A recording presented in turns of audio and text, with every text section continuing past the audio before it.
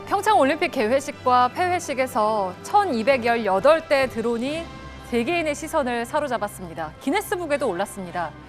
그런데 우리가 아닌 글로벌 기업 인텔사의 기술이었습니다. 이걸 두고 왜 우리 기술 놔두고 외국 기술을 썼냐라는 의구심을 보내주신 분들이 많았습니다.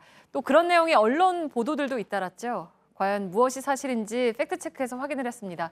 오대영 기자, 네. 그러니까 여러 대의 드론이 충돌 없이 비행을 하는 게 굉장히 핵심 기술이라면서요? 맞습니다. 무리지어 날아간다고 해서 군집 비행이라고 업계에선 표현하고 있습니다. 네. 드론이 실생활에 본격적으로 쓰인다면 교통이 문제입니다. 그래서 서로 부딪히지 않고 간격을 잘 유지하는 군집 비행 기술도 핵심 중에 하나입니다.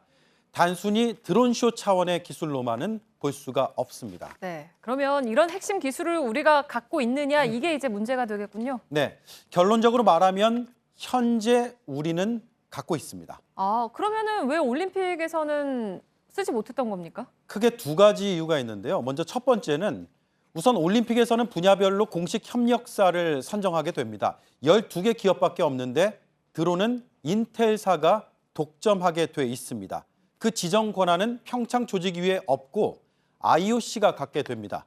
지난해 6월 협약이 맺어졌고 2024년까지 유효합니다. 그래서 설령 우리 기술이 더 뛰어났다고 하더라도 인텔을 빼고 한국 드론을 띄울 수는 없었던 겁니다. 네, 그러면 그 당시에 협력사로 들어가기 위해서 인텔하고 경쟁을 했던 한국 기업이 없었던 모양이군요. 네, 없었습니다. 그리고 두 번째 이유는 더 직접적인 이유인데 협력사를 정하는 그 시점에 우리가 군집 비행 기술을 완벽하게 갖고 있지도 못했습니다. 아, 네. 제가 화면으로 설명을 드리겠습니다.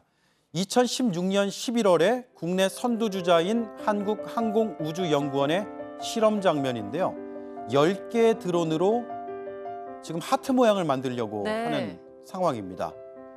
하늘에 띄어서 하트를 만드는 거고요. 네. 다음 장면은 지난해 11월 실험 장면을 보여드리겠습니다. 18개 드론으로 크리스마스 트리를 만드는 장면입니다.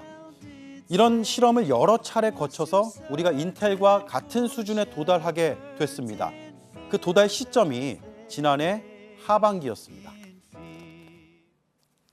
보여주기 위해서 디스플레이라고 하는 그런 부분은 훨씬 앞선 거는 맞고요. 대신 추기 기술이라든가 통신이라든가 제어라든가 이런 부분에서는 이제 저희 나라가 인텔하고 견줄만 하다.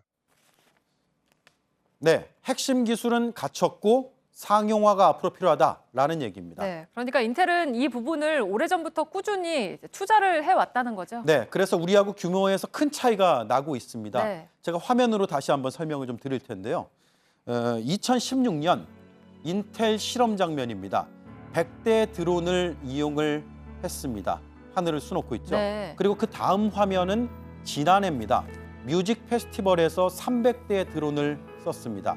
또 지난해 미국 슈퍼볼 경기 때에도 레이디 가가 공연이 있었는데 네. 그때도 드론을 썼습니다. 그만큼 산업과 드론이 밀접하다라는 얘기입니다. 네. 그러면 앞으로는 우리 기술로 만든 드론 쇼를 볼 수는 있습니까? 일단 좀 지켜봐야 되는데요. 네. 그 기술을 보유한 한국항공우주연구원이 현재 민간 업체에 기술을 전해주고 있습니다. 네. 규제도 주요국 수준으로 완화된 상태입니다. 현재 기술력이 세계 7위 상위권입니다. 하지만 시장이 상대적으로 작습니다. 그래서 정부가 주도적으로 이 산업을 이끌겠다는 계획이고 지난해 12월에 드론 산업 종합 대책이 발표된 상태입니다. 네.